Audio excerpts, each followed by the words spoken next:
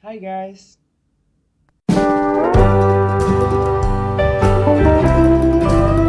Selamat datang di channel aku. Sebelumnya perkenalkan, nama aku Amar. Aku adalah mahasiswa psikologi dari Universitas Syah Kuala.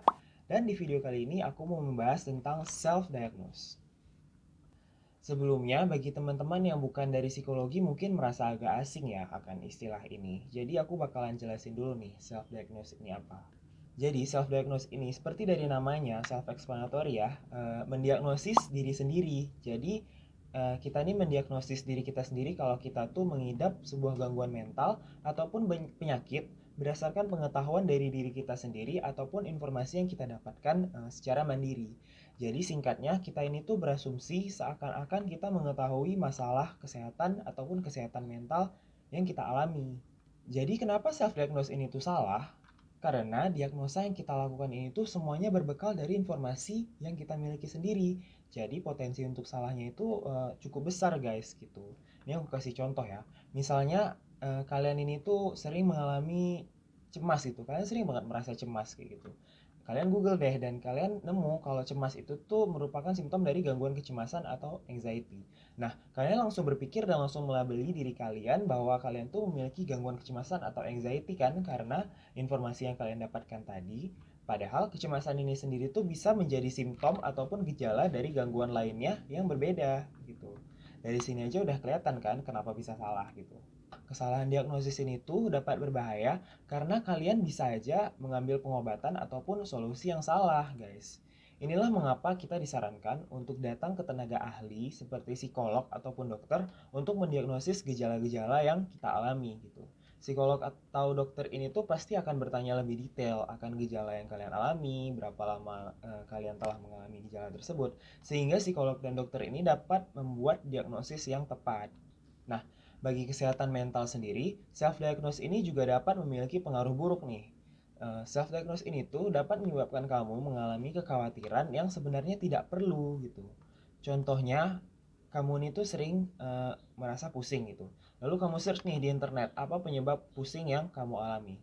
Nah, rupanya setelah searching di internet setelah sekian lama, kalian tuh nemu kalau sakit kepala yang kalian alami itu merupakan indikasi dari penyakit otak serius. Contohnya kayak tumor otak. Dah, serem kan? Padahal salah gitu. Lalu kamu pasti bakalan khawatir kan karena tumor otak itu bukan penyakit ringan gitu.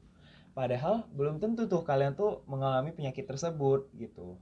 Bahkan nih ya, self-diagnose ini tuh bisa membuat kamu mengalami gangguan kecemasan umum karena kekhawatiran-kekhawatiran tadi yang kamu rasakan gitu. Gangguan kecemasan umum ini adalah kondisi mental yang biasanya ditandai dengan kekhawatiran berlebihan terhadap sesuatu atau situasi tertentu gitu. Kemudian self-diagnose ini tuh juga dapat membuat masalah kesehatan lainnya menjadi tidak terdeteksi dan tidak terdiagnosis gitu. Karena biasanya gangguan mental tuh nggak muncul sendirian guys. Mereka itu disertai dengan gangguan mental lainnya. Ini disebut komorbiditas gitu.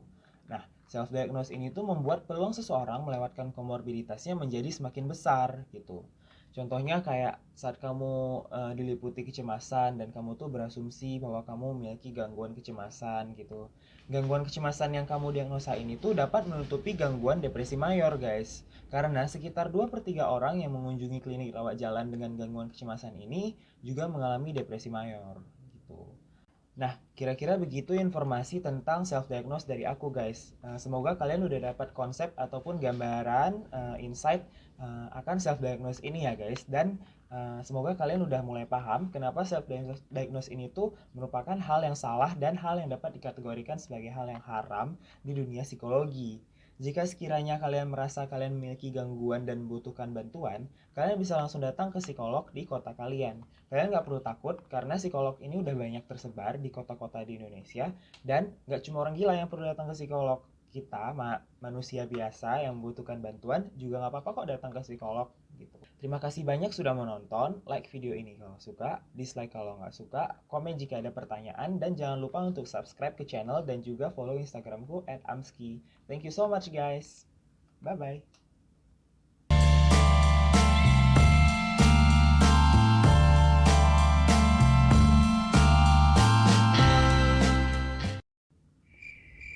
Udah mulai ya.